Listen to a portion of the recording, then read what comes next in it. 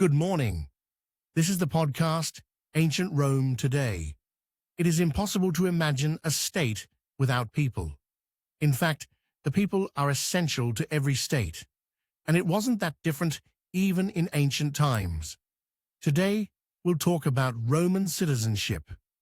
The general term citizenship defines the legal relationship between a person and a state, conferring civil and political rights and duties such as the right to vote, freedom of movement, access to education and healthcare, etc.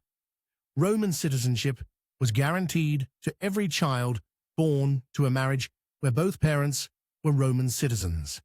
If the child was born to a Roman citizen and a non-citizen, their child could not acquire birth-based Roman citizenship.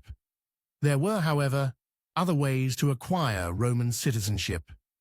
For example, a liberated slave could become a Roman citizen if those three conditions were met: a minimum age of 30 years, a Roman citizen as a master, and manumission performed under the magistrate's supervision. Most Roman citizens lived in Rome or were legionaries residing outside the city in the battle camps. All others, however, were non-citizens called peregrini. The situation changed in 49 BC, when all the Italic peoples acquired Roman citizenship by law, plenum ius. The territories where Latin peoples were residing became municipia. As a result, the people acquired all the rights and duties of the Romans.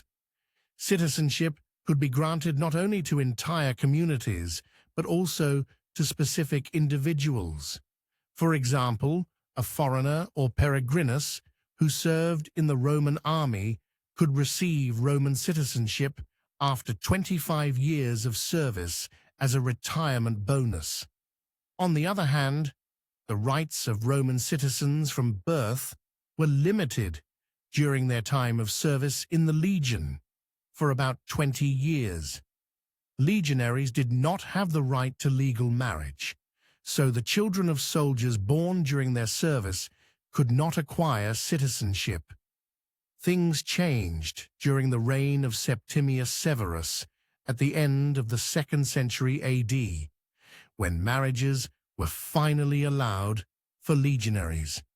Shortly after, in 212 AD, the Edict of Caracalla extended the status of Roman citizenship, civis Romanus, to all residents within the borders of the empire. Citizenship was no longer a privilege. What did it mean to be a Roman citizen? The main rights of Roman citizens were the right to vote, eligibility for public office, the right to trade, which allowed one to own property, the right to appeal to the people, the right to appeal to the tribune for plebeians, the right to marry, the right to make a will, and to be an heir.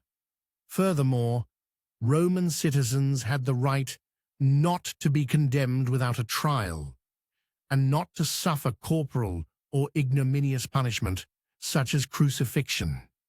Citizens could only be punished by whipping and sentenced to death by beheading, as in the case of Paul of Tarsus, known as St. Paul, an apostle.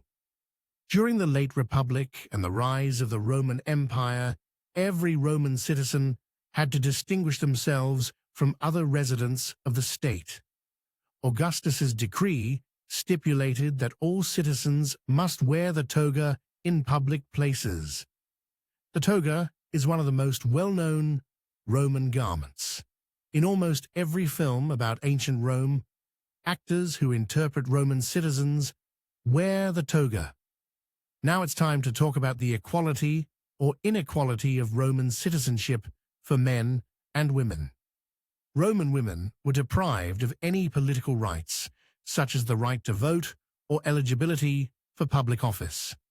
Despite this, the figure of the noble Roman woman did not seem to be weak.